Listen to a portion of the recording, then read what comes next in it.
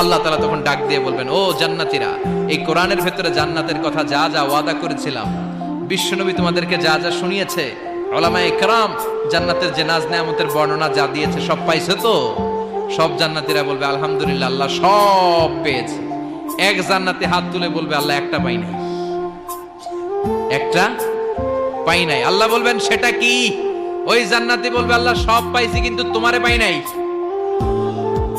তোমারে দেখি নাই, তোমার সৌন্দর্য কত বেশি আমরা জানি না।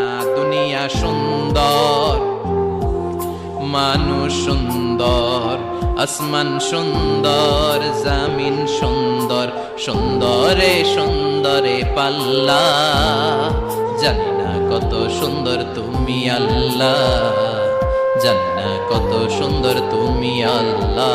ঠিক কিনা? আল্লাহ সব পেয়েছি, একটা জিনিস পাই নাই। কি পাও নাই? তোমারই তো পাই নাই। যে আল্লাহ সব দিল তারা তো পাই নাই। আল্লাহ বলেন, ঠিক আছে, আমি আমার সৌন্দর্য এখন তোমাদের সামনে প্রকাশ করব। আমার গোপন রহস্যের ভেদ আজকে আমি জান্নাতীদের